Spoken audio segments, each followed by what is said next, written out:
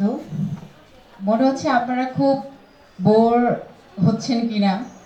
অনেকক্ষণ ধরে বসে আছেন এবং মনে হচ্ছে একটু অমনোযোগী হয়ে যাচ্ছেন, রাইট? অমনোযোগী হয়ে যাচ্ছেন কি? আচ্ছা ঠিক আছে, তাহলে একটু একটা গল্প বলি, হ্যাঁ? অমনোযোগী হওয়ার কারণে বিপদ ঘটতে পারে, বিপদ হয়। যেমন একটা বিপদের গল্প বলি, হ্যাঁ, অমনোযোগী হওয়ার কারণে। এটা অনেকদিন আগের কথা। আমাদের পাড়ার একজন সুন্দরী আপু, হ্যাঁ, ভীষণ সুন্দরী। আমরা তো জানি যে সুন্দরী আপুদের চারপাশে প্রেমিক প্রার্থী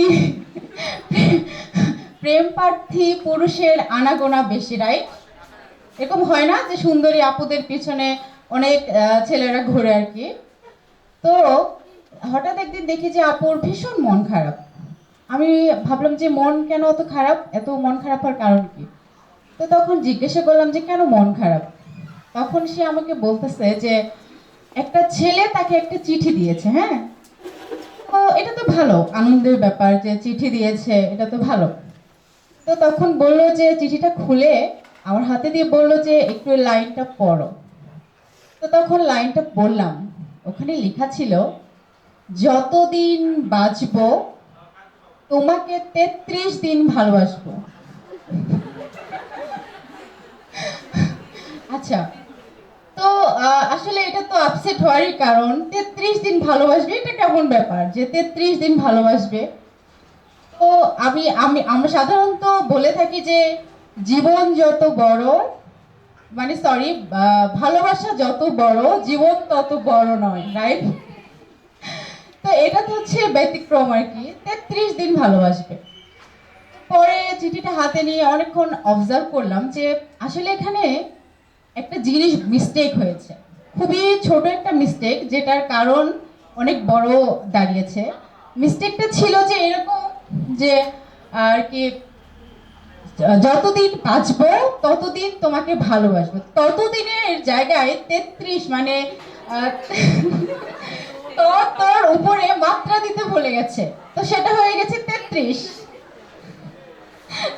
তো এই যে একটা মানে অমনোযোগী হওয়ার কারণে একটা কিন্তু অনেক বড় মিস্টেক হয়ে গেছে, রাইট?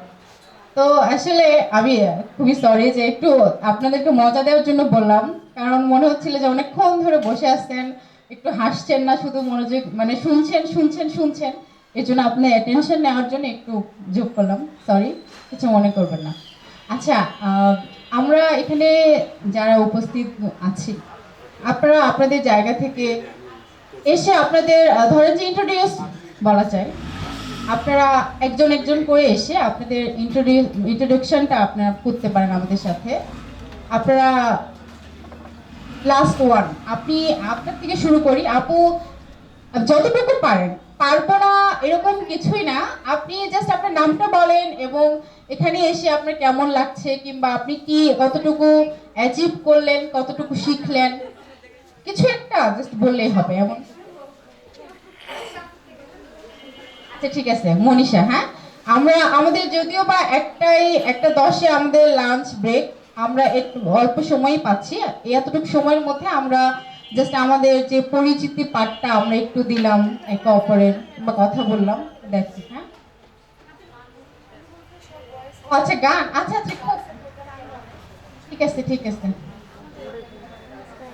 আচ্ছা জয়া, ঠিক আছে, আসো।